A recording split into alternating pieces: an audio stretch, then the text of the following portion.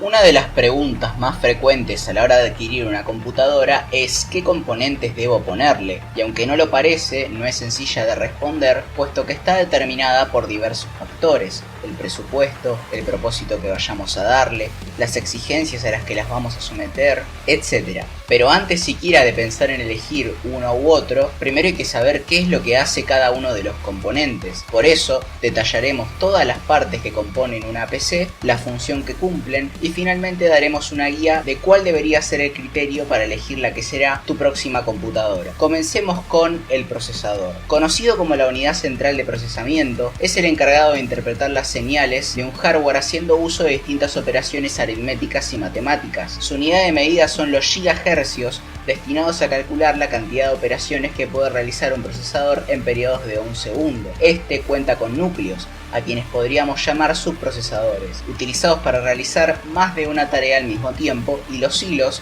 que acortan los tiempos de espera entre una labor y otra aprovechando los múltiples procesos. Las dos marcas que lideran esta parte son AMD con sus Ryzen de diferentes gamas, entre ellos Ryzen 3, Ryzen 5, Ryzen 7, e Intel con sus equivalentes i3, i5, i7 o i9. A mayor sea el número, de más gama alta es. Memoria RAM. La memoria RAM también va bastante de la mano con las multitareas, ya que sirve para gestionar los datos de las aplicaciones en funcionamiento. La cantidad que tengas, sea 2, 4, 8 o 16, va a afectar directamente al rendimiento de tu dispositivo. Al ser una memoria volátil, la información permanecerá de forma temporal, lo que significa que cada vez que reinicies o apagues tu PC, se perderá automáticamente. Trabaja en megahercios, aunque su capacidad se mide en gigabytes, y según la plataforma puede trabajar en dual channel, triple channel o hasta en quad channel. Si nos viéramos en la necesidad de comprar 8 GB de memoria RAM, es mucho mejor tener dos memorias de 4 GB a una de simplemente 8 debido al incremento del rendimiento por el acceso simultáneo a los dos módulos de memoria. Tarjeta gráfica. Transforma los datos provenientes del procesador en imágenes representativas en el monitor. Es un componente fundamental para el desempeño en juegos y diferentes tareas del equipo ligadas al apartado gráfico. Este componente es capaz de calentarse muchísimo, por lo que tiene su propio sistema de refrigeración ya incorporado, que suele ser la disipación por aire en 2 o 3 ventiladores. Adicionalmente cuenta con memorias y núcleos de procesamiento. Si entras en una tienda y buscas, por ejemplo, GTX 1060 de 6 GB, posiblemente encuentres la misma de diferentes marcas: Asus, Gigabyte, MSI, entre otras.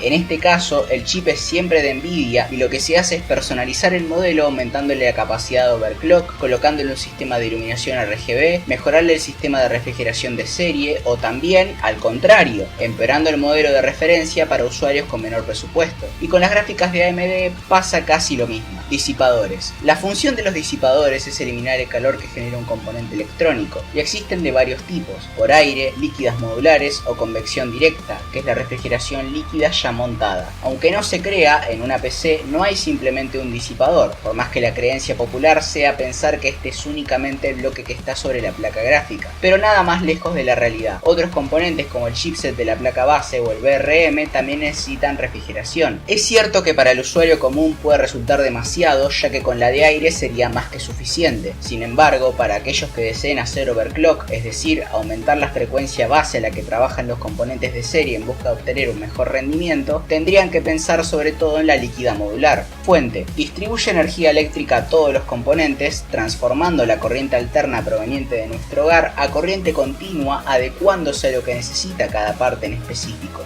Su unidad de medida son los watts, y por ejemplo, si contamos con una fuente de 500 watts, no quiere decir que justamente el 100% del tiempo vamos a tener los 500 de manera fija. Para eso existe una certificación denominada 80 Plus con 6 subcategorías que nos brinda la cantidad de vatios real. ¿Para qué sirve esto? Muy fácil. Según el uso que le vamos a dar a nuestra PC, necesitaremos de más o menos cantidad, lo que nos llevará a decantarnos por una u otra. Afortunadamente existen páginas dedicadas que con tan solo darle el nombre de tus componentes ya te dicen específicamente cuál tenés que elegir. Disco duro. Almacena toda la información del equipo y actualmente existen 3 tipos: SSD M2, SSD tradicional y HDD. Si el presupuesto lo permite, la opción más recomendable a día de hoy es contar con una SSD a la que instalarle el Windows gracias a la velocidad tan alta que maneja, y el HDD para todo el resto debido a su gran capacidad de gigabytes disponibles. Motherboard.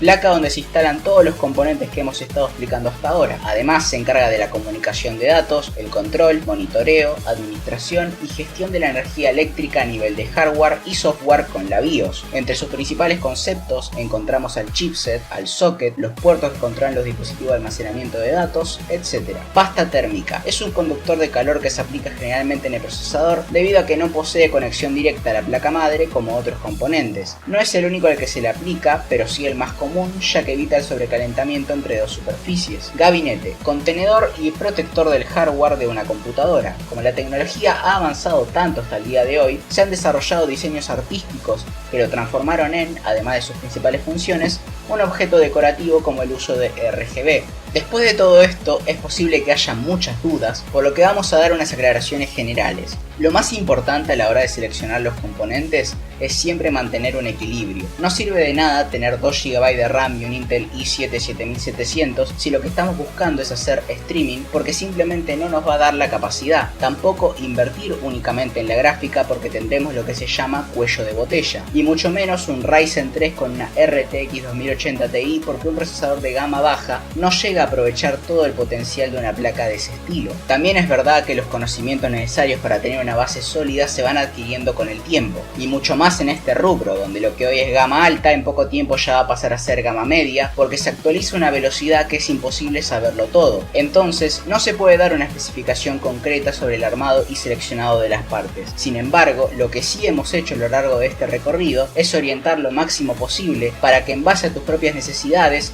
decidas cuáles son las que mejor se adaptan a tu situación. Para dar una guía final, básicamente como criterio a seguir a nivel de compatibilidad más que en la propia elección en sí misma, esta es la PC con la que se editó este video y sus componentes fueron seleccionados en el 2017 en búsqueda de soportar altas exigencias a nivel de edición, renderización y entretenimiento. Microprocesador Ryzen 5 1600 socket AM4, motherboard AMD A320, una memoria RAM de 8 GB DDR4 con la que posteriormente se puso otro módulo del mismo modelo para aprovechar el dual channel, placa gráfica Nvidia GTX 1060 de 6 GB, dos discos duros, uno de 1 TB y otro de 500 GB, fuente de 630 watts 80 plus white y finalmente un gabinete Thermaltake Tempered Glass Black. Muchas gracias por ver hasta el final y espero que te haya servido.